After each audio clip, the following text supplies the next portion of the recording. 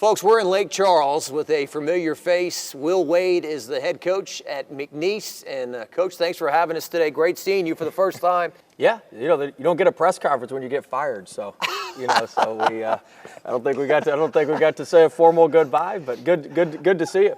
They didn't tarmac you, did you? Did they? Like Lane Kiffin? I heard some stories, but you were coming back from the SEC tournament when that happened, right? Correct. Yeah. And the airplane was in the air. You had to circle around a little bit. A couple times, yeah. Then you came down and. I got a phone call to go to the president's office, so you pretty much knew what was happening when you get that phone call.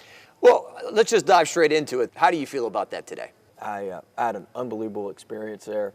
Somebody told me this when I took the job. They said, when you go to LSU, it never ends well.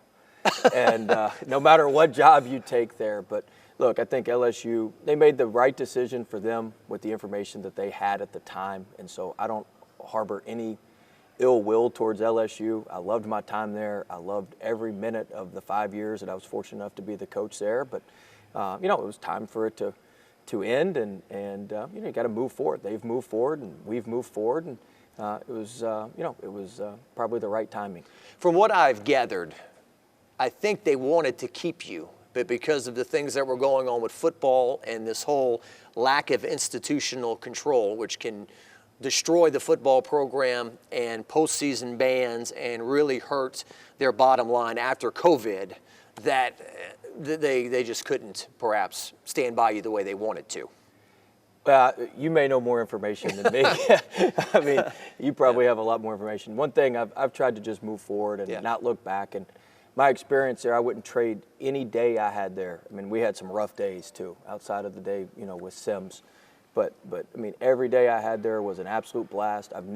Anywhere I've coached, I've never connected with the fans like I did at LSU and like I did in Louisiana. That's part of the reason I came here to McNeese. And so I loved every minute of it up until the minute they told me they didn't need me anymore. And that was, like I said, that was their right, and they certainly made what they felt was the best business decision for LSU and for them. And I totally respect that. I understand it, and I still root for them in all the sports and hope they do well. But it was time for it to come to an end, and we could both start a new chapter. I got plenty I want to talk to you about, and I'm not just going to harp on this because you're going to be like Cavell Bigby Williams and start swatting my my questions like shots. But what would you say to the fans? Because I feel like there are topics that people will debate until the end of time. What if Nick Saban wouldn't have left and stayed at LSU? Would he have built a dynasty and this and that? I feel like the fans are still arguing over did LSU do the right thing with you or not. There are many that feel like they wish you were still there. Others maybe feel differently. What would you say to plenty that think I shouldn't be there, I'm sure. I mean, look, I think they made the best decision they could with the information they had in hand at the time. Yeah. I think as time's gone on, some of the information's probably changed. I know the information's changed, but look, there was real shock value with what was put out there publicly. And so I think with the information that they had, I think they made the prudent decision, what was best for the university, or what they felt was best for the university. So it was a fun ride, but all of them come to an end at some point, and it was just an ending point. Yeah, on the positive, I feel like, as somebody who grew up on the Dale Brown years in the 80s, I kind of, in many ways, felt like it was back to that. In terms of, at a quote-unquote football school, you were in the tournament every year, or, the COVID canceled you. You would have been in the tournament that year. You brought in high-profile players. I don't know if we're ever going to get back to the days of Shaquille O'Neal and Christian Laettner and Chris Jackson and all that, but the players you brought in were high-profile, and you were filling up the building. It felt like, there was a good thing that was rolling along there. Yeah, we had fun. I mean, I was having a blast every day. We had a good time. We had very, very good players. That's what made the whole thing go. Fans want to come and see good players, and we had very good players. And as I said earlier, we connected with the fans for whatever reason. My staff, myself. I'm not from Louisiana, but it was kind of home when I got to LSU, and we loved it. And some of my best friends in the world, some of my closest friends in the world, are still in Baton Rouge, and I still talk to them all the time. And coming to watch your games too, right? A lot of them come over here, and so it was a special time. It was a great 5 years. It was was a good run. I wish we could have done more during that time. I thought we had some missed opportunities during that time that we could have done a little bit more and gone a little bit further and done a little bit better. But all in all, I wouldn't trade it for anything. And but that's in the rearview mirror. We got to look through the windshield and drive forward and move forward. And I'm going to talk to you about McNeese. A couple of things at LSU. So it was on the 25th of February when you beat Tennessee at home in 2019. Your second team was your best team at LSU, right? The one that went to the Sweet 16. It was. We had some other teams that had some potential. That last team we had, if Adam Miller didn't get hurt, was going to be pretty special. And then we had some injuries in the middle of the season where Penson went down for a number of games, which really hurt us. And so, but we had, that second year team was certainly very good. Our team lays it on the line for Louisiana every night. We didn't have the best circumstances today, but we found a way. That's what we do in Louisiana. Boot up, baby! You didn't win the national championship that day, but I felt like, man, this is a guy right now who's kind of on top of the world. That was fun. All the wins were fun. Some of them were more memorable than others. That one, when we tipped the ball in at Kentucky, you mentioned Cavell earlier. The biggest win, in my opinion, that we had there was when we beat Michigan in Maui, because we had put those kids through hell in the preseason. That's your first year, right? My first year. I mean, I had Aaron Epps walked in my office. He wanted to quit. And he ended up being a really good player. He's like, Coach, I don't know if I can do this. It was brutal. Looking back on it, it was probably worse than I thought at the time. And that win gave I've never been in all the locker rooms I've ever been in after wins, and we went to the Final Four when I was in. I've never been in a locker room that was that just crazy. That gave us validity, and that gave us a punch that kind of got us going on the court. I felt like we kind of had the momentum in recruiting. We'd already signed the class and that sort of thing. But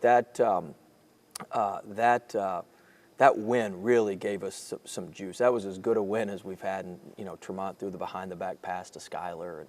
But I thought that was a huge win. But that Tennessee win at home, that was an 11 a.m. game if I remember correctly. It was early in the day. It was sold out for weeks. It was sold out for weeks. You're out there. They opened some of the pubs and stuff for breakfast. You're out there interviewing people, right? I think the Pastime Pizza, those guys don't open early. They opened early that day. Everybody opened early, and for us, we didn't have Tremont, and for us to come out, and Javante played great. Darius Days played really, really well that day. But I thought that was a defining moment, for the program. But we had some other moments that had led up to that. Yeah. Boot up. Did you come up with that, or no? Who came up with that? Javante did, actually. Javante had used it in recruiting, and when he committed to us, he put boot up, and I was like, oh, I kind of like that. The boot to the top. Let's kind of stick with that. And we had a group of people that we really tried to work on marketing the program and spending time on basketball year round, which was not something that had been done at LSU very much. And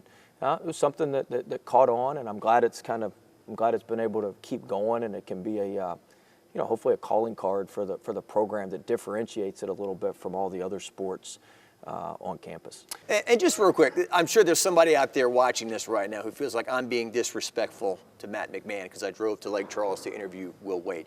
Do you know Coach McMahon? I know Coach McMahon well.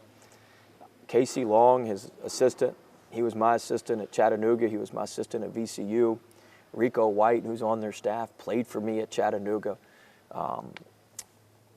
Look, I root for LSU. I hope their basketball program does well. I hope Matt does well. I've talked to Matt a couple times this year on a couple different things, and I'm here to help them however that we can help. There's no ill will. There's no animosity. There's none of that. I mean, it's the LSU basketball program. It's bigger than any coach. It's bigger than any player. And look, he's the one who's the caretaker of the program right now, and they need to keep it moving forward. He's got the program moving in the right direction. And one thing I would say, and I've tried to be unbelievably supportive. I talked to him when he took the job. I talked to him a couple times last year. Whenever he needs something, I'm there for him. It's really, really hard to win at LSU in basketball. It is a challenging job. It's even harder when not everybody's aligned and moving in the right direction in terms of former coach, like a lot of stuff. And so, he's got to have everything, going right. Any coach there does, because there's just a lot of challenges that come with that thing. And he's got it moving in a great spot. He's got it moving in a great direction. And if he gets a little bit of time, that thing's gonna flip and do what everybody wants it to do. But it is not an easy pull. And I think sometimes, and I used to get upset about, sometimes, quite frankly, we made it look a little bit easier than it really is there. And it's a tough deal. And everybody needs to support Matt. Everybody needs to support that program. Everybody needs to get on board with them and help him do it, because it takes a whole team of people. It's not just him. And he needs all the help he can get in that league. It's a tough neighborhood they're in. It's a tough neighborhood, and you gotta be ready to go, and you gotta have everything humming. And they're gonna get there. They're gonna do that. He's done that everywhere he's been. He did that at Murray State, and they'll be just fine. So you would encourage, hey, fans, get behind the coach. I'm not coming back, right? Yeah, I mean that era. Look, man, that era is over. I mean that's in the past. That's history, and everybody needs to. We all got to move forward. I came to peace with it a long time ago. I mean, within a week of me getting fired, hey man, everything moves on. Yeah.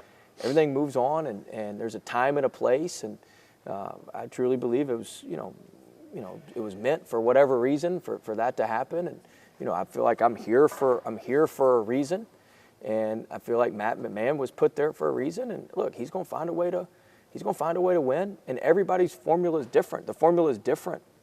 And he took over. Look, man, he took over a tough situation.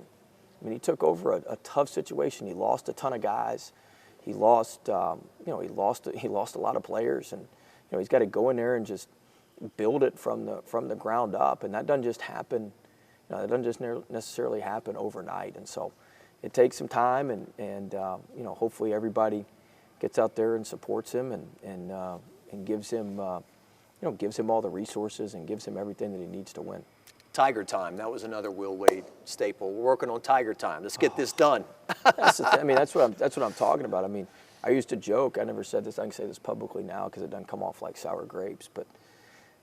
I used to joke, every other team, every other coach in the league gets to worry about the SEC all day, like beating our opponents. Like, all morning I worried about beating LSU. And then at noon I got to go to lunch, and then I come back in the afternoon, I got to worry about beating the rest of the SEC. And so, like, that's what I'm telling you guys. Like, it's a bear, and I'm not coming off like, it's a hard job. And it takes a lot of people moving together to win there. And you can't have any friction if you're going to win. That thing's got to be firing on all cylinders to give yourself an opportunity to win at the level that everybody expects it. Everybody expects it to win, and so it may be harder now because Kim Mulkey waltzes in, wins a national title in year 2. The baseball team just won a national championship. Yeah. Football is always going to be king, so it's almost kind of like, well, if men's basketball isn't that great, that's okay. We can't be great in everything. Right. I almost feel like that kind of. They can be. You can be great in men's basketball there. Like you can be, but it's a lot more challenging. There's a lot more hoops you got to jump through. There's a lot more hurdles you got to jump through, to be able to win there at the level that we did. Quite frankly, maybe this will make people feel like we kind of tapped out where we were, unless there were some changes made and some other stuff. Like we were basically a top 15 to 20 program at that point, and with the resources and kind of how we were, that was pretty much what we were going to stay. And that's why I say this was like I don't harbor any ill will, because eventually fans were going to get tired of just going to the NCAA tournament and going to the Sweet 16. Going to the Sweet 16 every year. They're going to say, all right, when are we going to take the next step? Well, we couldn't take the next step without massive amount of help, and that's a conversation I had with them, and they're aware of that. But eventually you just get tired of that. Well, and the conversation about the PMAC is still going on. What are they going to do? Combine it with the River Center, make some sort of entertainment. Athletic you got to make a decision, and then once you make the decision, you're still probably 5 years out from putting a shovel in the ground. From actually, having any sort of workable deal. So it's a long-term deal, and it's going to be a challenge for sure. They've got good leadership, and Scott does a good job, and those guys are smart, and they'll figure it out. You work with a Hall of Fame SID here at Matthew Bonnet. However, you also left Kent Lowe behind. Do you miss Kent? I miss Kent. I still text with Kent from time to time. So he's the best. We were driving through Shreveport. I was texting with him when we were driving through Shreveport earlier this year, and he's one of the best. I actually went when we played in Natchitoches. When we played Northwestern State, I went in front of the Sports Hall of Fame and took a picture because I was there the night he got inducted in the Louisiana Sports Hall of Fame. So just an incredible person, incredible friend. He's just one of those guys that's just always there, always checking on you. And I think he has I know he has great relationships with all the former coaches. You go Coach Brown, Coach Johnson, Coach Brady, Coach Jones. He's extremely close with him. He's just one of those guys everybody loves. Everybody loves being around him. Everybody's got a great story about him, and he's just he's a phenomenal person. This just popped into my head a couple things before we move on to McNeese. If you had to name your starting 5 from the Will Wade era at LSU, could you do that? I don't know. I don't want to leave anybody out. That's pretty hard to do on the fly. That's pretty hard to do on the fly. But we've got 7 or 8 guys that are in the NBA. We've got another couple guys that are playing high-level basketball overseas. Tremont's playing over in China. And so, I mean, we had we were fortunate to coach some really, really good players. And, we're proud of all of them, still follow all of them, still talk to all of them all the time. Our team here at McNeese, we went and watched Brooklyn play Detroit before we played Michigan. And Cam and Trendon came down and visited with the guys and talked to the guys, and we got to go on the court and watch them warm up. So that was cool. But it's been fun to watch the guys mature and get older, and they're a little more appreciative now, maybe, of some things they weren't as appreciative of at the time. But we certainly had really, really good players. I tell people all the time, it's the horse, it's not the jockey. So I'd much rather. You're not going to win the Kentucky Derby on a donkey. So we would much rather have good players and good coaching, and we certainly want to make sure we had very good players. No Jimmys and Joes, not X's and O's. That's exactly right. Right, but your analytics and your intelligence. So I'm going back. I went to what we call Oasis at the station, and I just typed in Will Wade. So I just wanted to refresh my memory and just what it was like to cover. Some bad memories in there. No, great stuff. Great sound bites, great press conferences, always entertaining. So the LSU football team is about to play in the national championship against Clemson. And it was early January, somebody asked you about the game, what you thought, and you said? Cheering for LSU, obviously. I like LSU about 42-27, something like that. We only score 6 touchdowns, but that may be a little on the light side. And the final was 42-25. You were off by 2 points. I mean, you were right on it. That was a lucky guess. It just so happens those are the 2 football teams I follow closest. So I should have been able to get close on. I should have been able to get close on that guess. It'd have been bad if I didn't. I wouldn't have been paying much attention that year if I hadn't. Well, and you were always good too at the scheduling, right? I mean, the simpleton always thinks of Duke, Arizona, put them on the schedule. But you were smart enough to know this team that doesn't have the brand name will get us pretty highly ranked in the net or whatever it's called, RPI at the time. Went from RPI to net. Now everybody's making a big deal out of the Big 12 kind of gaming the net and trying to get extra NCAA tournament slots. But the reality was, when I was at LSU, I'd have loved to have played Arizona. I'd have loved to have played Duke. I'd have loved to play North Carolina. They weren't going to play us. Now, this is really interesting. I'm going to give you something good here. Something that there's about 5 people that knew this. Okay. But the COVID year, teams were canceling games. There was all sorts of stuff going on. And we had a game with Ole Miss canceled. We had agreed to play North Carolina on a Monday night at North Carolina. It was the year they were on the bubble. They needed a good team, and they were going to return the game to us the following year. And we had gotten the ACC and SEC had gotten together. Like, we'd done all this stuff behind the scenes. We were going to go to Chapel Hill and play them. And then something happened where somebody got healthy and we had to move a game around. We had to go back and play in the SEC. But we were actually going to go play at North Carolina, and they had agreed to return the game to us the next year to play us. So that would have been actually pretty cool. But my point is, I'd have loved to have played those guys. The reality is they're not playing us. They want to play each other. North Carolina wants to play Indiana. Arizona wants to play Duke. So if they're not going to play you, then you better find out you got to play with the cards you're dealt. You can't ask for a redeal. So you got to find the teams that'll play you that you can get the same numerical value for and from. And that requires playing maybe a little bit lesser name, little bit lesser team, but you got to beat them by more and more points and drive up your efficiency numbers and drive up your efficiency stats. And so we were pretty adept at that. We were gaming that thing before I think a lot of people had figured out. See, there's some inefficiencies in the really, they capped the win at 10, but they never capped whether you're offensive or defensive efficiencies. So everybody thought, well, if you win by more than 10 points, it's great. Well, yeah, if you win by more than 10 points, that's the first step. The second step is to keep throttling them so your offensive and defensive efficiency numbers go through the roof. And then that's how you can really game the system. And that's what people are complaining that the Big 12 does. Alabama in the SEC now, they're as good as anybody at it. Yeah.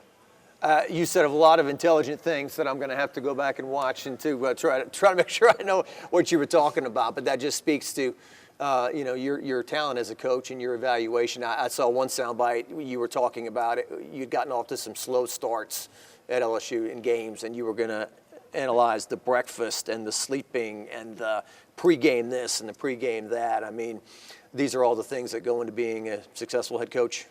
Well, somewhat. I wish we didn't have to fix it. If I was a good head coach, we'd have been doing the right stuff the whole time instead of me having to come in and fix it and change it and that sort of thing. But, yeah, you're always evaluating. You're always trying to make sure that you're putting your guys in the best position. And a lot of times as a coach, it's not necessarily what you want to do. It's what the guys, what the guys want and how the guys feel. How I feel is differently than how they feel a lot of the time. If they're up to me, we'd lock them in a room and do this all day, But that's not going to get the most out of them. That's not going to get the best out of them. And so, it's finding a fine line and threading a thin needle, if you will, between, here's what I want, here's what I know needs to be done, and here's kind of what they want, and where can we find some common ground to make sure that we're doing what's right for the group, not what I want to do and makes me feel better or makes me feel good, or not, if we do what they wanted to do and what makes them feel good, we'd be terrible, right? And so, it's finding a little bit of a common ground there and being able to work on that. And so you're always trying to fine tune and look at that and figure things out as best you can. I think Kim Mulkey said something to that effect the other day. I'm not interested in what makes everyone smiley or something like Correct. that, that kind of thing. I want to talk to you about the success here at McNeese. You've got a good roster. Because I'm hearing horror stories across the country of different, I don't feel like playing today, Coach. I'm not at my best. I don't think I can go. Those kind of things. You don't have any toothaches here with this roster. You got a good group. Nothing. We've got a good group. We hit that portal pretty hard. We like that portal, and the portal was good to the Cowboys. And we've got really, really good players, but we've got really, really good kids. This is maybe the best collection of just people and personalities and how it's all kind of melted together and gone together has been as good as anywhere I've ever been, any team I've ever been a part of, certainly any team I've been a head coach of. And so our guys have been phenomenal. It's helped our best player, Wells, who was a transfer from TCU, and he was at Texas Arlington before that and junior college before that. He's just an unbelievable kid, and he kind of keeps everybody together and just does a really, really good job. He's the best leader I've had probably since Mays at LSU. And so that really, really helps us and has helped kind of keep everything together. But we've got a lot of guys that have a lot of commonalities, a lot of shared backgrounds. Look, let's call it what it is. There's a reason we're all at McNeese. There's a reason I'm at McNeese. There's a reason these guys are here. And, it's because we've had to overcome some stuff. It's because, this wouldn't have been any of those players' first choices coming out of high school. And so, but hey, we're all here, and we're all here for a reason. We're all here for a purpose. And this community's been phenomenal to us, and the school's been phenomenal to us to give us this opportunity, and let's go make the most of it. And I think we've got a lot of common ground and a lot of commonality with this group. You called your shot, so to speak, at your opening press conference. We're going to turn it around and turn it around quickly. This is not something I'm trying to do, this is going to be done quickly. All right? Next year, we're going to be ready to roll. And I can't wait to start the largest turnaround in college basketball this next season. We're going to go from 23 losses to 23 plus wins next year. Remember I said that. Never lack for confidence, John. don't know if you remember that part. We never lack for confidence. We're not always right, but we're always sure. So. Well, they talk about winning the press conference, right? You can say things. Everyone gets excited. All right, we pump our fists, shake our pom-poms, whatever, and then we go home. And then after that, there's day 2. And then where are you going? But you really have followed through. And your athletic director made some pretty strong comments about we're not going to settle for mediocrity around here anymore either. We had to pump some life into this thing. I mean, we had coming off the 2 worst seasons in the program's history. We hadn't had a winning season in 13 years. So I didn't quite think we'd win as many as we've won now. I didn't think it'd go quite this well. I thought we could, maybe get to 8-5 in the non-conference, get to 15-3 in league. That'd get us to 23, and that'd be a pretty solid season. See if we win a couple games in this tournament and be ready to be ready to go from there. But it happened a little bit quicker. We got the right concoction of players, but I felt like the program's got everything it needs to succeed. We've got tremendous facilities. We've got phenomenal support from everybody on down at the university, and so the community's rallied around it. Even as bad as we've been, we still led the league in attendance, and so people have been extremely supportive. Now that's grown like tenfold this year with the winning. You can imagine when you're not winning and you're leading the league in attendance, and you go to winning. But I felt like, look, we got to be big, we got to be bold. We're not coming here just to half step and. We need to put out there what we're trying to do. We wanted to go from 23 losses, 23 wins, have the largest single season turnaround in college basketball this year, and we're on pace for all of that. The last time McNeese made the NCAA, I believe Matthew Bonnet was graduating from college, right? 2002.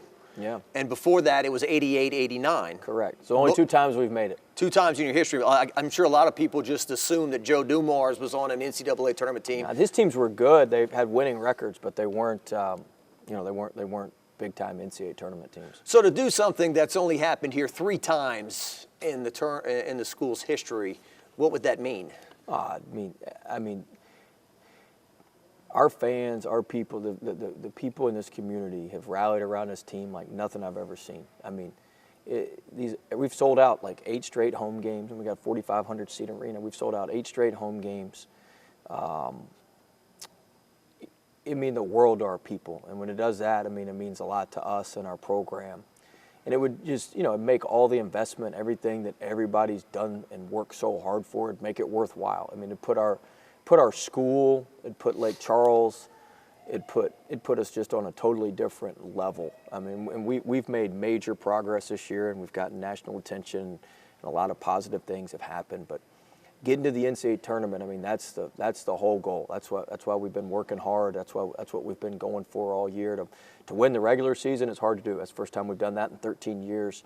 We hadn't had a winning record in 13 years in the league, much less won the league. To do that was tremendous, but really, we get this team to the NCAA tournament. It'd mean I'd probably cry after the game. I'd be so excited just for everybody and just everything everybody here's been through and everything my kids have been through to get here. I want our community to enjoy it, and I want our players. Like we only have 1 player on our roster that's ever been to the tournament. And so, for them to get that opportunity would just be tremendous. You play in an arena, not a gym? That's right. We beat them this year.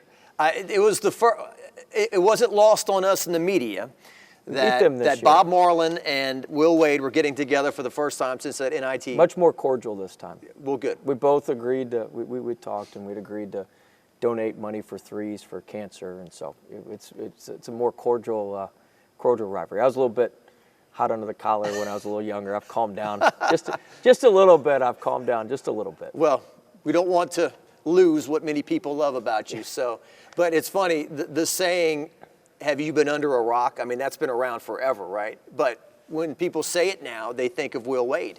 Because it was at that press conference, in right? Louisiana, yeah. I was a little fired up. That's about as good of a press conference you can get in the NIT. Maybe any time. You had national people. Particularly in the NIT, that's about as good as you can get. If you couldn't tell, I was pretty prepared for that. You were prepped. I'd done my research. I'd done my analytics on where things stood after that game. They like to count their 26 victories, but you don't count Louisiana College and Xavier of New Orleans. That's I think correct, that was in there also. They don't count. They don't count. They don't count in the net. Well, it's good to see that you guys got together, had a good time. And you know, too, that if there's some way that you and LSU are both in the NIT, they are pairing you guys up. I mean, I'm anticipating this. Now, you want to be in the big dance, not the NIT, but I'm preparing for that. I got you. Hopefully I'm preparing for the NCAA tournament. There you go. But, I hadn't actually thought about that. But, Yeah, that would be interesting. That'd be a full circle moment, as they call it, I guess. But yeah, we're putting everything we got to get to this NCAA tournament. Yeah, I'm looking around this arena, and this is the modern feel, right? Less seats, places to walk around, skyboxes, intimate feel, like they used to say in Major League Baseball. Fenway Park was the best place to watch because it was the smallest and it always looked like a party. You don't want a 70,000 seat place with 20,000 people in it. So, is that what you've achieved here with this atmosphere? It's perfect. I mean, they built it. They built it perfectly. You've been to Auburn?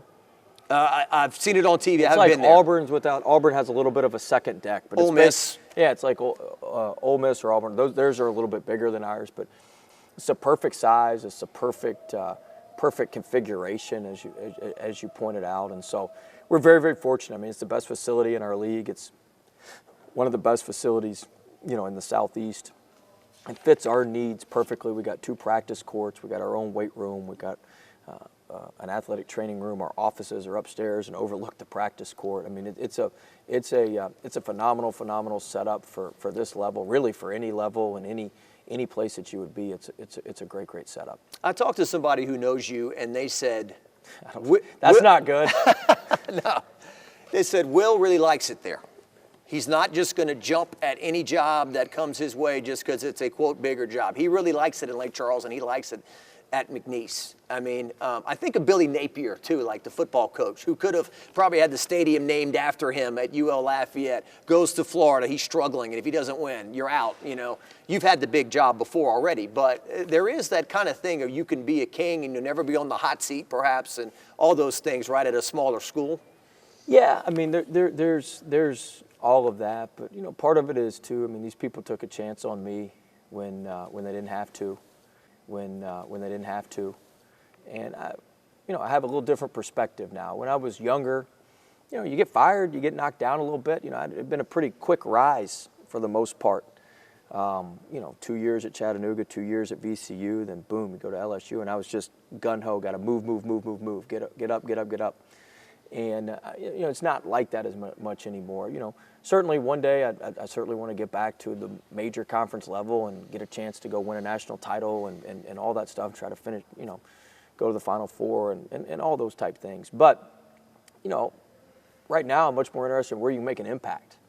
And we're making a huge impact on our school, on our community, and I feel like I'm making a huge impact on our players, even more so than you can at a bigger level. And so I'm enjoying every minute of it, and we've had a blast with it. And unless you're here every day, you really can't understand. I mean, people think I'm crazy sometimes when I talk about the place and the potential that we have. Like, I really believe, in the next year or two, like, we can have a top 25 team here. Like, and I know it sounds crazy and like. Well, you've gotten votes this year, haven't you? We have, and I mean, and we've got. I mean, there's more here that we can do, and we did this, pretty quick, and I think there's a lot more here that we can do, and so I'm much more interested in kind of fulfilling the purpose and seeing how things play out here. And when I go somewhere, it'll be something. It's like I've told my athletic director, it'll be something where everybody says, man, you had to leave for that. And I want to go somewhere where when I leave here, I can stay there 10 or 12 years and probably be ready about hang it up by then and go sit on the beach in Destin. But you're 42? 41, yeah. 41, so okay. Yeah, stay a while and then go somewhere for another 10 or 12 years and call it a day. But I think that this is a great place. This is a way better place and job than people realize. And so I'm having a blast. I've never had more fun with the team. No matter how this ends, like, I've never had more fun with the team. I've never had more fun, just with the daily interactions with everybody. And hopefully we can keep it going.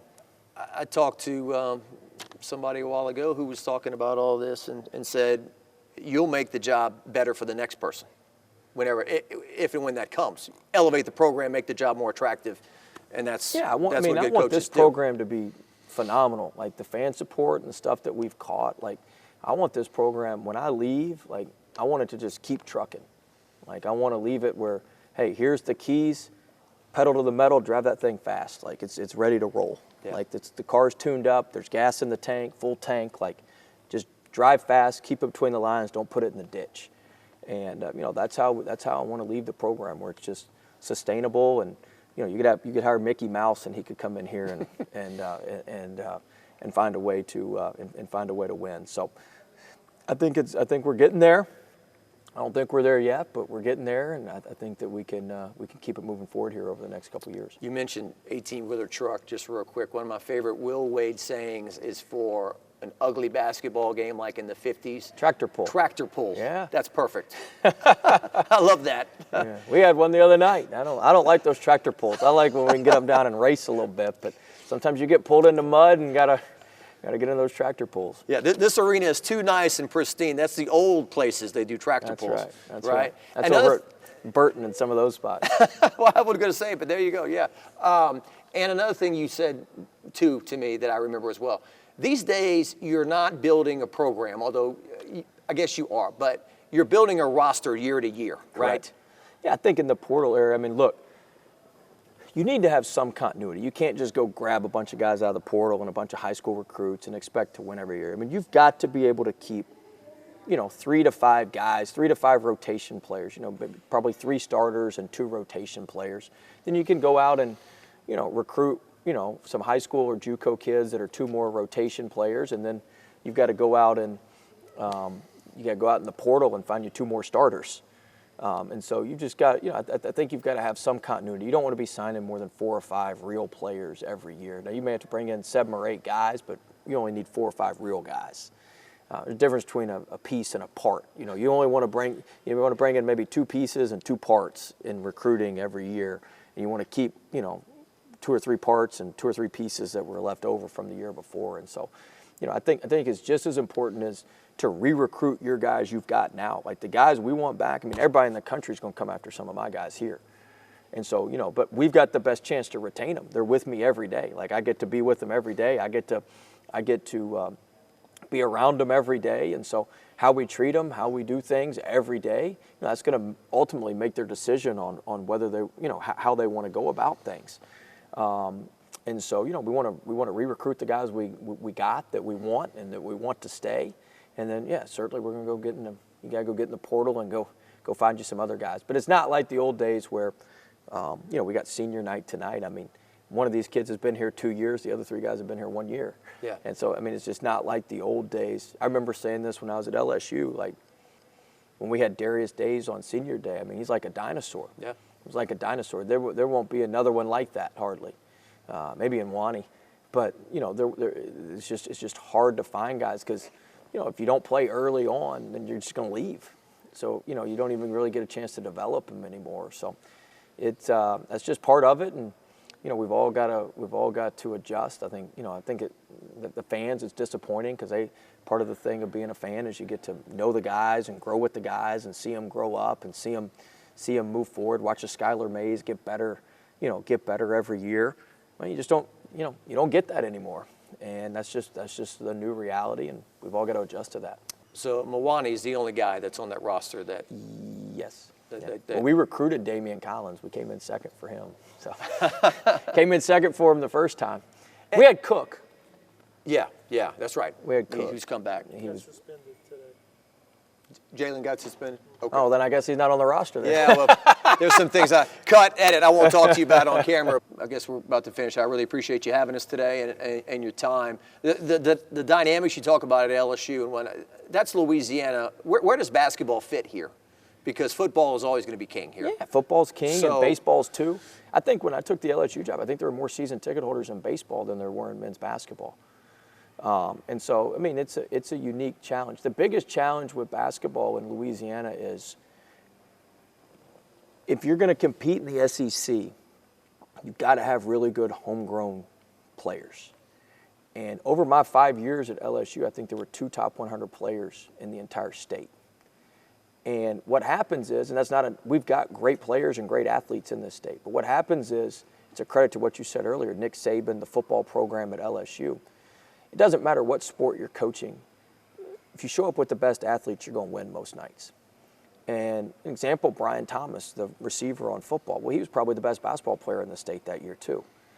But he's going to go play football. And so the best athletes start training in football or baseball early on, and they don't even give basketball a chance. Now, there's some good players in the state right now.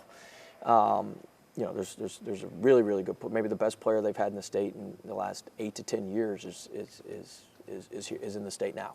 Yeah. Younger kid. But that makes it a challenge, and that makes recruiting a real challenge, because now you've got to go to another SEC team state or somebody else's state and go get somebody, which is really hard. It's hard enough to get the ones that are in your own state.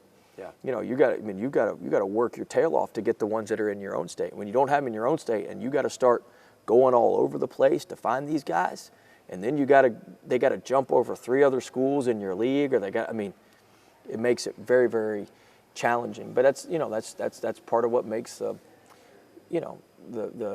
job a challenge, and that's part of the uniqueness of it. Is you got to find a niche and find a honey hole where you can go get some guys that maybe are not homegrown as much. Well, we were thinking out loud about the Final Four team, which has already been 18 years ago. My goodness. Yeah. But Glenn Big Baby Davis, Garrett Temple, Tasman Mitchell, Darnell Lazar, Key Peace, all these different players that were homegrown. Right here. That's been 20 years. Yeah, it's been a while. And like I said, I think when Saban took over in football, I think the cross-training of athletes stopped, and everybody wanted to play football at LSU. So I think the best athletes just go straight into football now, and that makes it challenging, because if those same best athletes kept working on basketball, they'd probably be really, really good basketball players as well. And there's been some great basketball players in our state, and they go, they've gone some other places, or LSU. LSU's gotten some of them, but that makes it really challenging. You look at a state like Arkansas that's got a similar population to Louisiana, even less than Louisiana.